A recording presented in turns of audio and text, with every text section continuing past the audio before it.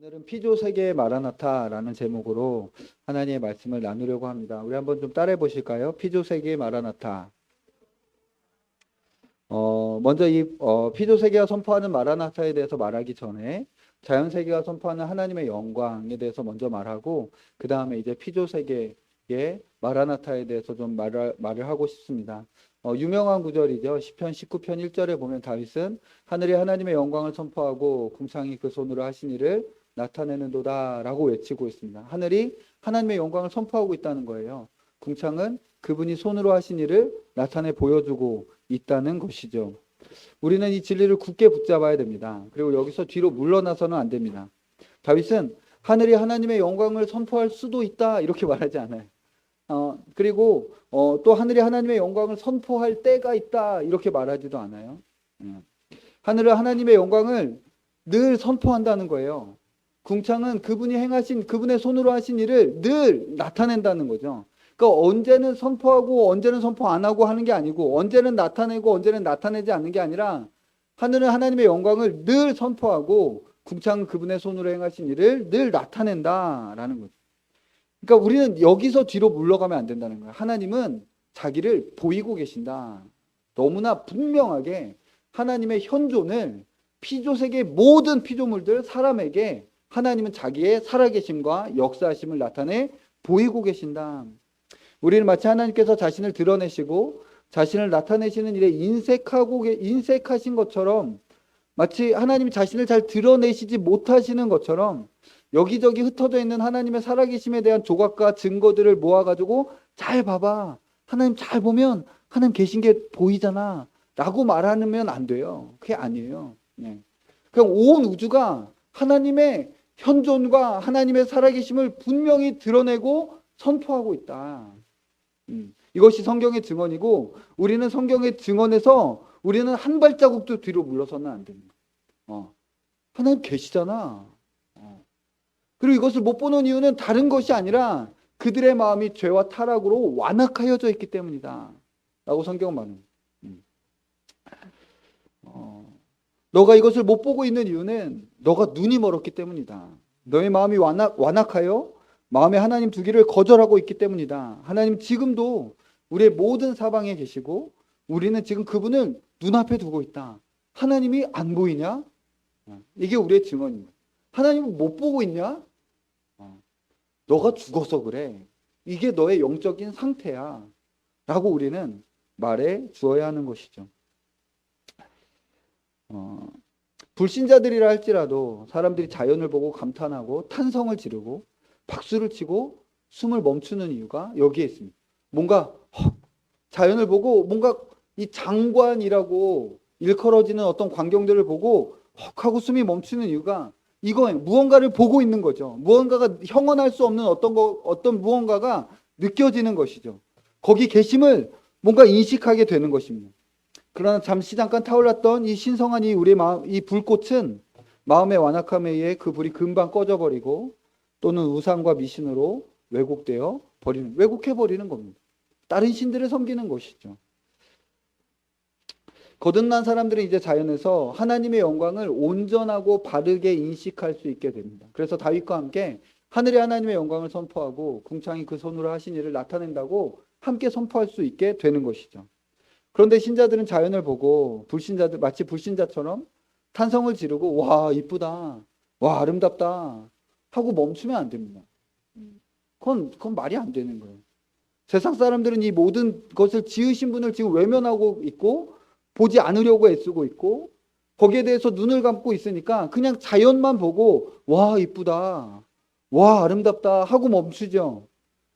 그러나 우리는 이 모든 것을 지으신 분 앞에서 지금 그분의 작품을 감탄하고 있는 거예요.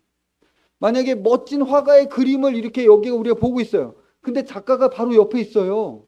그럼 그 그림이 정말 이게 숨이 막히도록 아름다운 그림이에요. 그러면 와 이쁘다. 여기 작가가 있는데 내가 그걸 아는데 와 이쁘다 하고 가면 이상하잖아요. 와 정말 멋지십니다. 어떻게 이런 그림을 그리셨습니까? 그분의 현존, 작가의 현존, 이 모든 것을 창조하신 이의 현존을 그 앞에 인식하고 있는 이들은 하나님에게까지 그걸 가지고 가야 돼요. 하나님을 찬양하는 거죠. 하나님 주께서 지으신 세계가 너무나 아름답습니다. 주께서 이 모든 것들을 찬란하게 지으셨습니다. 라고 하나님을 찬양하는 데까지 나아가지 않으면 이 모든 것을 지으신 분을 무시하고 있는 것이죠. 그래서 그리스도인이 거기서 멈추면 안 돼요. 불신자들처럼 와 이쁘다. 와 멋지네.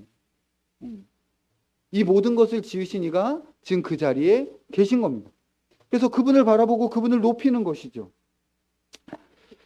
그리고 다윗이 시편 8편에서 한 것처럼 주의 손가락으로 지으신 주가 베풀어 두신 달과 별들을 내가 보니 주의 이름이 온 땅에 어찌 그리 아름다운지요 라고 노래했을 때 바로 다윗처럼 우리 그렇게 말하게 됩니다.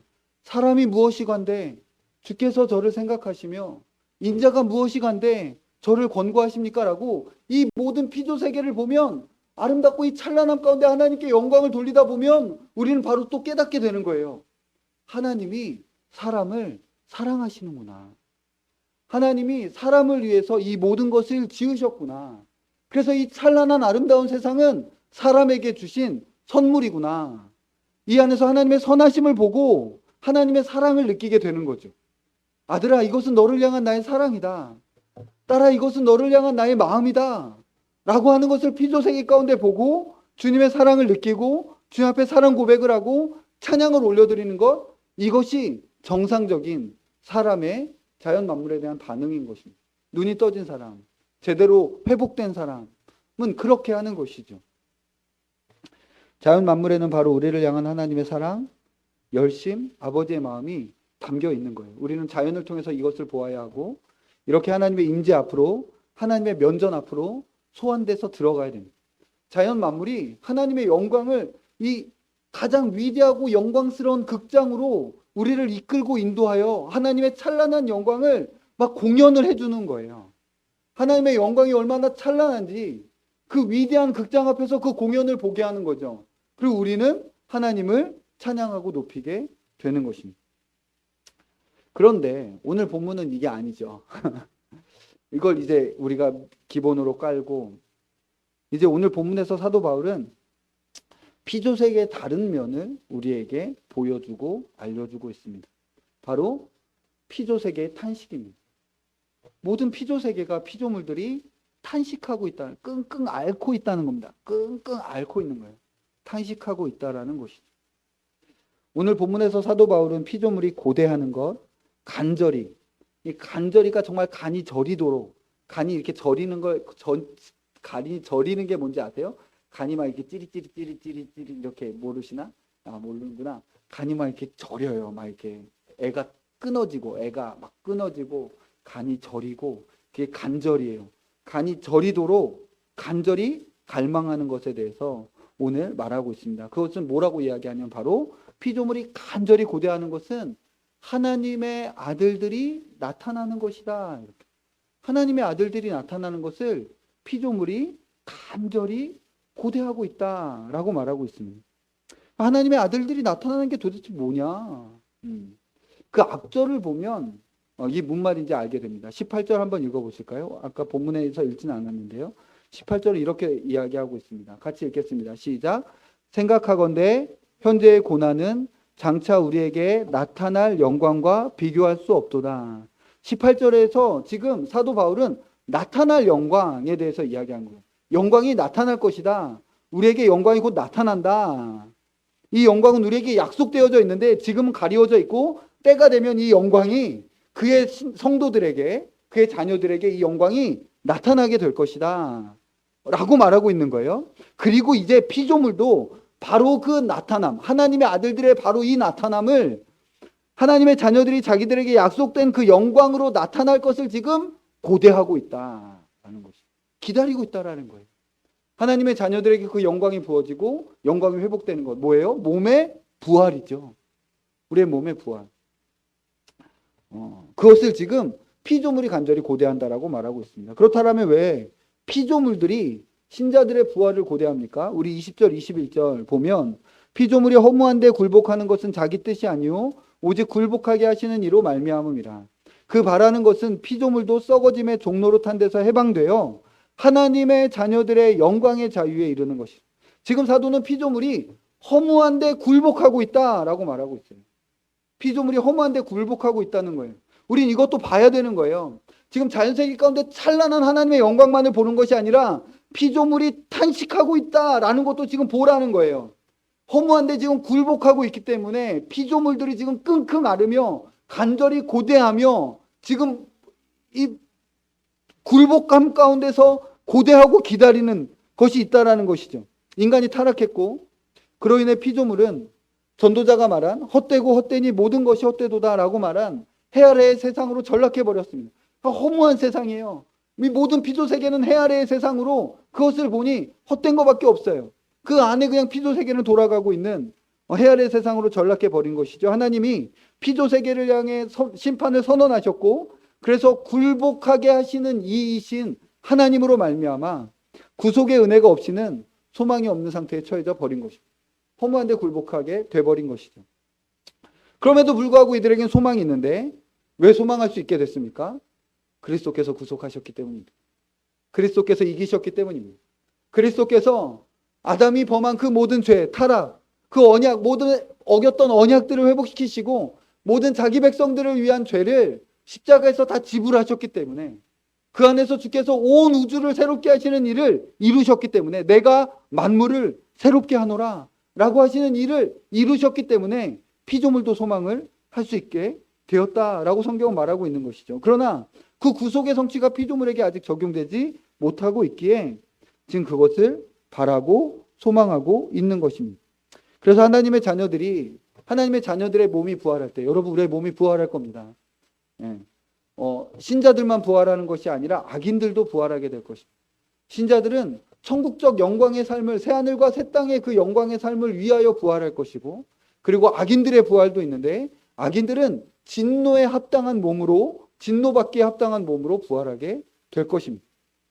하나님의 자녀들의 몸이 부활할 때, 죽음이 생명에 의해 삼킨 바 되어질 때 피조물도, 모든 피조물도 썩어짐의 종로로 타는 데서 해방될 것이다 라고 말하고, 하나님께서 만물을 새롭게 하시는 거죠. 우리의 몸이 새롭게 될 때 정말 말 그대로 신천지, 우린 신천지가 아닙니다. 새 하늘과 새 땅으로 하나님께서 온 우주를 새롭게 하신다는 것이죠. 피조물이 바로 그것을 갈망하고 있다는 것. 피조물은 지금 썩어짐의 종로로 타며 허무한 데에 굴복하며 온 우주가 새로워지기를 간절히 고대하며 탄식하고 신음하고 있습니다. 이것이 바로 피조세계의 마라나타인 것이죠. 주 예수여 오시옵소서. 주 예수여 오시옵소서. 그래서 22절에 이렇게 이야기합니다. 22절 다 같이 읽어볼까요? 시작. 피조물이 다 이제까지 함께 탄식하며 함께 고통을 겪고 있는 것을 우리가 아느니라. 바울에 의하면 지금 피조물은 탄식하고 있습니다. 하나님의 찬란한 영광을 드러낼 뿐만 아니라 타락으로 말미암아 피조 세계에는 그림자가 지어졌는데 그 그림자가 바로 탄식인 것이죠. 어떤 이들은 이것을 우주의 웅장한 탄식의 심포니라고, 온 우주가 웅장하게 그 심포니로 탄식하고 있다라는 것입니다. 이 피조물의 탄식의 의미를 좀 더 제대로 파악하려면 사도 바울의 설명을 따라 그 아래까지 좀 더 내려가야 됩니다. 우리 그 다음 절 한번 같이 보실까요? 그 다음 절을 보면 또 다른 탄식에 대하여 이야기하고 있습니다. 23절 같이 읽겠습니다. 시작. 그뿐 아니라 또한 우리 곧 성령의 처음 익은 열매를 받은 우리까지도 속으로 탄식하며 양자될 것 곧 우리 몸의 속량을 기다리느니라. 성령의 처음 익은 열매, 즉 내세의 영이신 성령님께서 우리 안에 영생으로 이미 오신 거죠. 오는 생명으로 이미 우리에게 임재하신 거예요. 그래서 우리를 성령의 처음 익은 열매라고 표현하는 것입니다. 이 구속의 이 일, 오는 세계의 이 일이 먼저 믿는 자들의 심령 안에서 시작되었기 때문이 그렇습니다. 오는 세계가 우리 안에 들어온 것이죠. 그런데 이 성령을 받은 우리 성도들이 지금 속으로, 우리까지도 속으로 탄식하고 있다. 탄식하고 있다. 끙끙대고 있다. 그 탄식은 무엇을 위한 탄식이냐면 우리 몸의 속량을 위한. 지금 이 죄와 싸우고 죄와 연약하고 죄에 넘어지는 이 옛사람, 이 몸, 이것의 속량을 기다리는 탄식인 것이죠. 더 나아가서 바울은 지금 여기에 멈추지 않고 지금 피조 세계가 탄식하고 성도들이 탄식하는데 또 하나의 탄식을 또 이야기하고 있습니다. 26절입니다. 26절 가서 보실까요? 읽겠습니다. 시작. 이와 같이 성령도 우리의 연약함을 도우시나니 우리는 마땅히 기도할 바를 알지 못하나 오직 성령이 말할 수 없는 탄식으로 우리를 위하여 친히 간구하시느니라. 사도는 또 성령님의 탄식에 대해서도 이야기합니다. 피조물이 탄식할 뿐만 아니라 성도들도 탄식하고 있고 그리고 성령님의 탄식에 대해서도 말을 하고 있는 것입니다. 우린 연약합니다. 우린 늘 넘어지고 사실 우리는 마땅히 기도할 바를 알지 못하고 있습니다. 우리는 이 절박한 상황에 걸맞는 그런 기도를 할 줄 모른다라는 의미예요. 우리는 이 상황에 제대로 바르게 이 절박함에 맞는 그런 기도를 할 줄 모른다라는 것이죠. 이 엄중한 기도에 대해서 기도할 줄 모르고 탄식할 줄 모르는 우리를 위하여 성령께서 말할 수 없는 탄식으로 우리를 위하여 간구하시고 중보하고 계시고, 우린 연약한 거예요. 우리는 이 탄식을 제대로 이어나갈 수가 없는 거예요. 근데 성령께서 우리 안에 탄식하심으로 말미암아 이 성령의 탄식이 성도의 탄식이 되는 것이죠. 우리의 탄식이 되고, 그래서 마라나타, 몸의 속량을 기다리는 탄식을 주님 앞에 올려드릴 수 있게 되는 것입니다. 여러분, 성도들은, 이미와 아직의 성도들, 신자들은 기다리는 사람들로서 탄식하는 사람들입니다. 탄식합니다. 주님 오십시오. 우리의 소망은 이 땅에 있지 않습니다. 아멘. 우리의 소망은 하늘에 있죠. 우리 주님 곧 오십니다.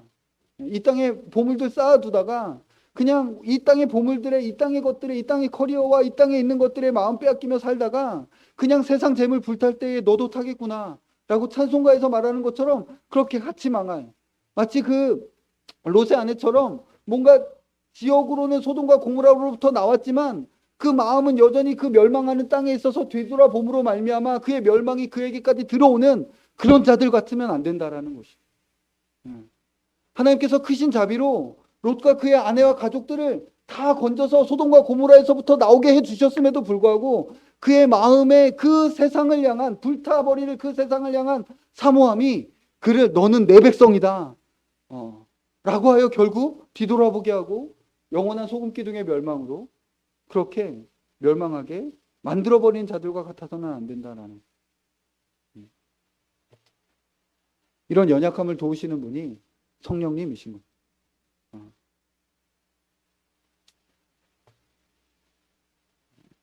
성령께서 우리 안에서 우리로 탄식하게 하신다면 하나님께서 탄식하는 피조물을 우리 앞에 두심으로 우리로 탄식을 배우게 하시고 듣게 하시고 또 탄식에 참여하게 하시는, 피조물이 탄식한다라는 건 의윤화하는 거죠. 그럼 피조물이 뭐 진짜로 사람처럼 이렇게 사람의 개념으로 탄식한다는 게 아니라 피조물이 지금 그런 상태에 있다라는, 이 피조물의 탄식 소리를 듣고, 그리고 우리가 그것을 지금 듣고 그 안에 참여하도록 하는 것이죠. 성령께서 우리 안에서 탄식을 배우게 하시고, 그리고 이 피조 세계의 모든 탄식함을 함께 듣고 그 고통 속에서 탄식을 외치게 하십니다. 아멘. 주 예수여 어서 오시옵소서. 바로 피조물의 탄식은 성도들의 마라나타를 위함이라는 것입니다. 그럼 피조물이 탄식하고 있습니다. 계절이 흐르고 꽃은 피고 지죠. 풀은 마르고 꽃은 시들고 낙엽이 지면서 우리는 피조물의 탄식을 듣습니다. 우리는 피조 세계에서 나타나는 하나님의 영광을 보며 하나님을 찬양하고 하나님의 사랑을 받아야 하는 것처럼 피조 세계의 탄식 소리, 피조 세계의 마라나타 소리도 들을 줄 알아야 하는 것이죠. 지금 사도 바울이 우리에게 그것을 가르쳐주고 있는 거예요. 마치 아름다운 꽃과 자연 만물 속에서 나를 향한 주님의 사랑의 음성을 듣듯이 꽃이 지면서 마라나타 라고 외치는 거예요. 풀이 마르면서 마라나타, 낙엽이 떨어지면서 아멘 주 예수여 오시옵소서 라고 피조 세계가 탄식하는 것도 들을 수 있어야 된다고 지금 사도 바울이 말하고 있어요. 꽃이 지고 있지 않느냐, 지금 풀이 마르며 주님 오소서라고 말하고 있지 않느냐, 이 탄식에 참여해라. 우린 지금 몸의 구속을 기다리는 자들이 아니냐 라고 말하고 있는 것이죠. 우리는 신실한 피조세계의 탄식을 들으며 오히려 나의 탄식 없음을 회개하고 나의 어떤 주님의 다시 오심을 소망하지 않고 기다리지 않는 자신의 마음을 보면서 성령의 도우심을 구하고 성령의 탄식하심 가운데 다시 마라나타를 외치기를 시작하라는 것이죠. 피조세계의 탄식을 듣지 못하는 사람은 늘 피조세계를 오용하고 남용하게 됩니다. 피조세계를 통해서 이 탄식의 소리를 듣지 못하면 그 사람은 늘 이 피조물을 이 땅 가운데 잠시 있다가 사라질 것들을 오용하고 남용하게 되어져 있어요. 마치 지금이 낙원인 것처럼 너무 빨리 샴페인을 터뜨린 사람처럼 하나님께서 허락하신 것 이상으로 피조세계에 의미를 부여하고 가치를 두며 거기에 마음을 빼앗김으로 피조세계를 남용하는 것이죠. 하나님께서 피조세계를 우리에게 허락하신 것보다 더 과용하고 더 과도하게 의미를 부여하여 주님의 다시 오심을 사모하지 않을 정도로 그게 남용이에요. 그게 오용인 것이죠. 왜 그런 일들이 일어납니까? 피조세계의 탄식 소리를 듣지 오늘 로마서 8장에서 사도 바울이 말하고 있는 바를 배우지 못하고 있는 거죠. 피조세계가 탄식하고 있다. 탄식하고 있다. 그래서 이 땅에서 성도로 바르게 살아가기 위해서는 피조세계의 탄식도 들을 수 있어야 하고 오늘 사도 바울 선생님은 바로 이것을 지금 성도들에게 가르쳐주고 말해주고 계신 거예요. 탄식을 들어라. 이것 또한 들을 수 있어요. 그러니까 자연세계에 선포되는 하나님의 영광뿐만 아니라 그 안에서 나타나는 탄식도 들을 때에 우리는 균형 잡힌 태도로 지금 이 이미와 아직의 세상을 바르게 살아갈 수 있게 된다는 것입니다. 마지막으로 말씀 한 구절만 더 보고 말씀을 마무리하려고 합니다. 고린도후서 4장 16절인데요. 우리 괜찮으시면 좀 찾아보실까요? 고린도후서 4장 16절입니다.